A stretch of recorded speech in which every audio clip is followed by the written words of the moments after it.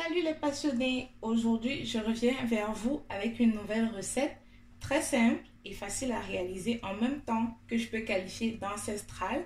Je vais vous dévoiler déjà le nom de cette recette. Il s'agit du riz sauté à la camerounaise, si on peut dire, à la façon de nos grands-mères, avec cette astuce magique là. Vous l'aviez déjà sûrement goûté un jour, vous vous êtes demandé mais qu'est-ce qu'on a bien pu mettre à l'intérieur?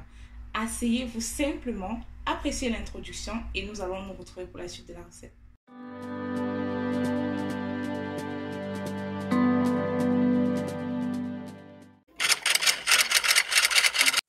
Cuistot Passion, la cuisine pour tous.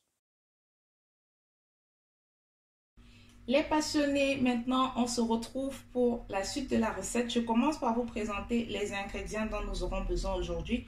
Pas grand chose, comme vous pouvez le constater, principalement du riz dont nous aurons besoin. Là j'ai 1 kg de riz, j'ai du riz basmati, un peu de poisson fumé, j'ai un peu de sole fumé et un peu de morue fumée, vous voyez là.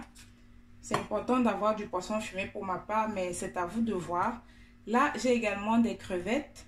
Les crevettes, c'est pas fumé, c'est ce qu'on appelle les écrevisses. Vous voyez ces petits écrevisses là. Vous l'avez déjà sûrement vu sur la chaîne, sur une autre vidéo, sur une autre recette, je vous l'ai dit. J'ai besoin de cubes. Ou si vous n'avez pas de cubes, vous pouvez également utiliser du sel, mais ça c'est à vous de voir. Et là, 2 oignons et un tout petit peu d'huile de tournesol qui va nous permettre pour griller nos petits oignons, je veux dire, et nos poissons fumés. Mais comme je vous ai dit tantôt, pour les écrevisses, c'est vraiment optionnel, c'est à vous de voir, mais ça rajoute un goût particulier à cette recette-là. Alors, on va continuer. On va commencer par faire nos oignons. On va tout simplement les émincer, pas grand-chose.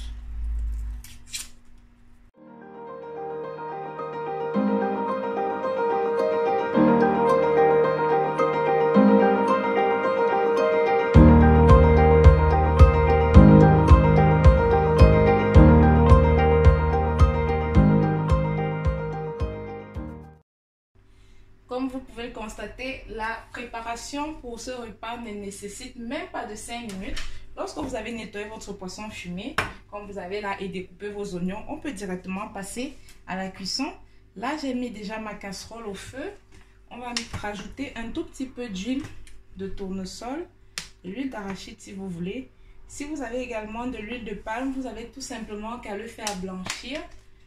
Le laisser quelques minutes de plus que prévu, je voulais dire.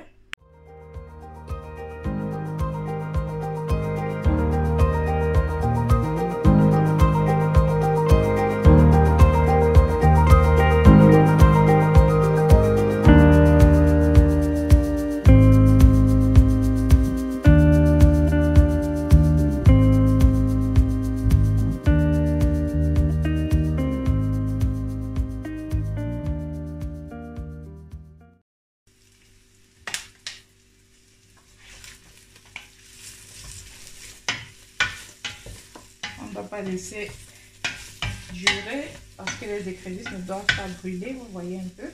Et là, on va tout simplement rajouter notre riz.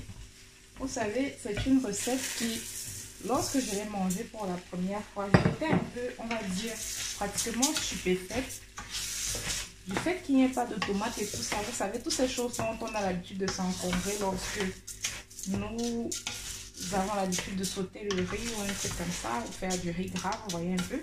Mais c'est tellement simple et facile. Vraiment, nos grands-mères, elles avaient toutes les recettes, toutes les astuces de la bonne cuisine. Et c'est celle-là que je m'attelle aussi à vous présenter sur cette chaîne, comme je l'ai appris de ma grand-mère. On va laisser la griller également, quelques 1 à 2 minutes. Avant de rajouter notre cube et ensuite de l'eau.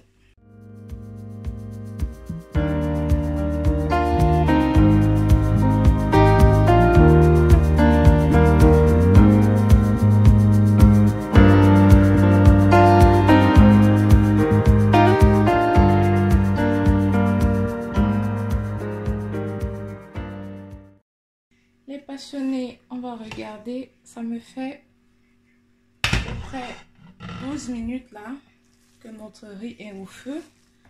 Vous voyez, on essaye de voir. Pour moi, il n'y a plus d'eau. Vous voyez, il y a cette fumée là qui se dégage. Oh là là, la bonne odeur. On va tout simplement éteindre le feu. Et on va passer à la dégustation. Et voilà, notre plat de riz sauté est terminé. Vous voyez, on a réalisé un riz tellement bon, délicieux à partir de choses toutes simples, c'est-à-dire simplement du poisson fumé, des oignons, du cube et du riz.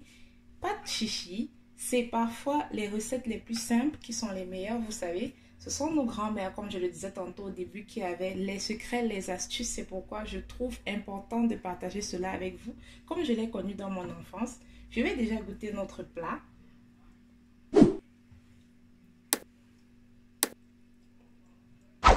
Il n'y a rien à dire, c'est trop bon. Ça fait partie, jusqu'à présent, d'une des recettes les plus rapides, autant dans la préparation que dans la cuisson que je vous aurais présenté sur cette chaîne, notamment 15 minutes à tout casser pour la préparation et la cuisson. Alors, moi je vous laisse déjà, je vous dis à la prochaine en vous demandant de vous abonner si vous êtes nouveau sur la chaîne et de me laisser un pouce bleu. Ciao, ciao!